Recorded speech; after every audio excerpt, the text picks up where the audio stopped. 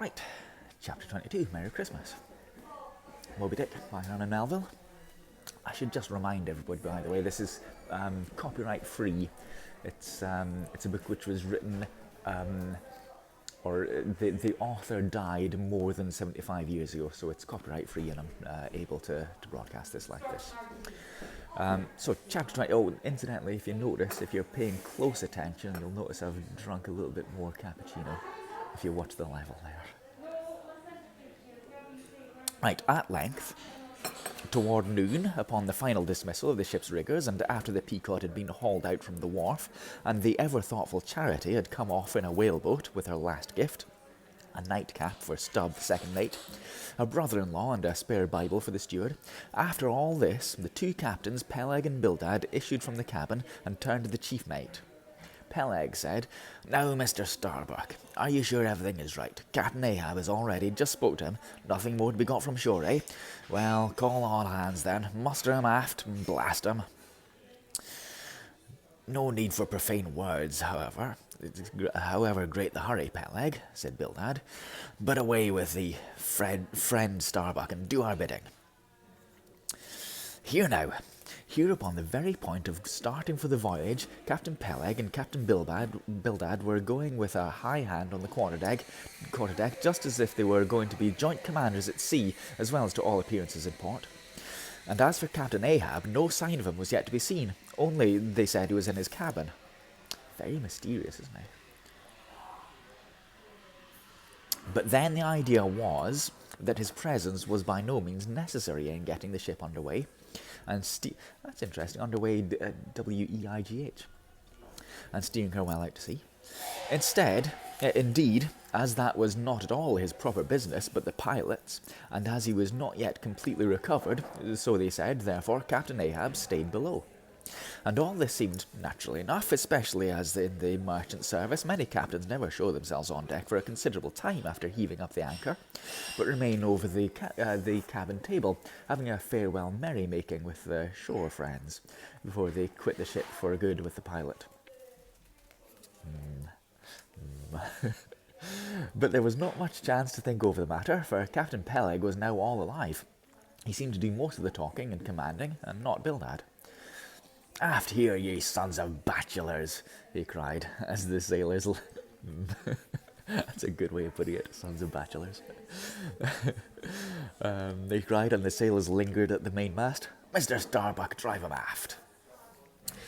"Strike the tent there," was the next order. As I hinted before, this whale-borne marquee was never pitched except in port, and on board the Pequod for 30 years the order to strike the tent was well known to be the last thing to heaving up the anchor. "Man the capstan, blood and thunder, jump!" was the next command, and the crew sprang for the handspikes. Now, in getting under way, the station generally occupied by the pilot is the forward part of the ship, and here Bildad, who with Peleg, be it known, in addition to his other officers, was one of the licensed pilots of the port. He but suspected to have got himself made a pilot in order to save the Nantucket pilot free to all the ships he was concerned in, for he never piloted any other craft. Bildad, I say, might now be actively engaged in looking over the bows for the approaching anchor, and at intervals singing what seemed a dismal stave of psalmody to cheer about the hands at the windlass, who roared forth some sort of a chorus about the girls in Booble Alley, with hearty goodwill. Nevertheless, not 3 days previous, Bildad had told them that no profane songs would be allowed on board the Pequod, particularly in getting under way, and Chastity, his sister, had placed a small copy of Watts in each seaman's berth. I guess that's some sort of hymnal, maybe. Meantime, overseeing the other part of the ship, Captain Peleg ripped and swore astern in the most frightful manner. I almost thought he would sink the ship before the anchor could be got up. Involuntarily, I paused on my handspike and told Kekeg to do the same, thinking of the perils we both ran in starting on the voyage with such a devil for a pilot. I was comforting myself, however, with the thought that in pious Bildad might be found some salvation, in spite of his 777th lay, when I felt a sudden sharp poke in my rear, and turning round was horrified in the apparition of Captain Peleg in the act of withdrawing his leg from my immediate vicinity. That was my first kick. "Is that the way they heave in the merchant service?" he roared. "Spring, thou sheephead, spring and break thy backbone. Why don't ye spring, I say, all of ye, spring! Go, hog, spring, thou chap with the red whiskers, spring there, Scotch cap, spring, thou green pants, spring, I say, all of ye, and spring your eyes out." And so saying, he moved among the windlass here and there, using his leg very freely, where imperturbable Bildad kept leading off with his psalmody. Thinks I Captain Peleg must have been drinking something today. At last the anchor was up, and sails were set, and off we glided.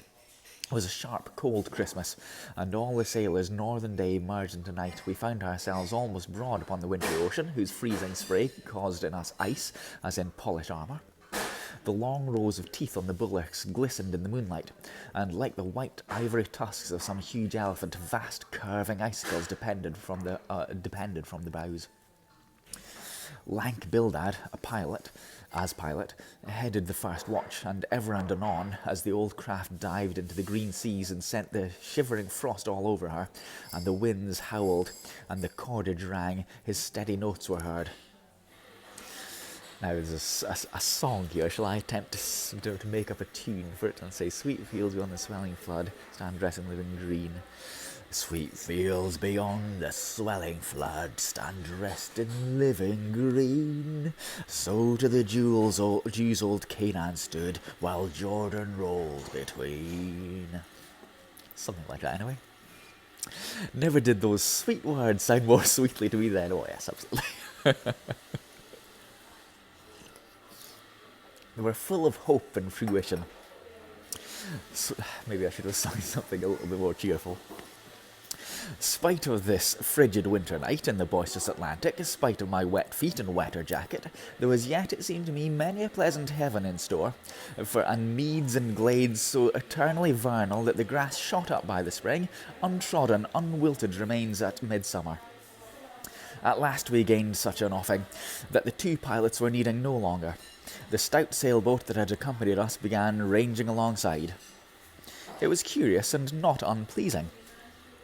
How Peleg and Bildad were affected at this juncture, especially Captain Bildad, for loath to depart yet, very loath to leave for good a ship bound on so long and perilous a voyage, beyond both stormy capes, a ship in which some thousands of his hard-earned dollars were invested, a ship in which an old shipmate sailed as captain, a man almost as old as he, once more starting to encounter all the terrors of the pitiless jaw, loath to say goodbye to a thing so very way brimful of every interest to him. Poor old Bildad lingered long, paced the deck with anxious strides, ran down into the cabin to speak another farewell word there, again came on deck and looked to windward, looked towards the wide and endless waters, only bounded by the far-off unseen eastern continents, looked towards the land, looked aloft, looked left and right, looked everywhere and nowhere, and at last, mechanically coiling a rope in its pin, convulsively gasped stout poor Peleg by the hand, and holding up a lantern for a moment stood gazing heroically in his face, as much as to say, "Nevertheless, friend Peleg, I can stand it. Yes, I can." As for Peleg himself, he took it more like a philosopher. But for all his philosophy, there was a tear twinkling in his eye when the lantern came too near, and he, too, did not a little run from cabin to deck, now a word below, now a word with Starbuck, the chief mate.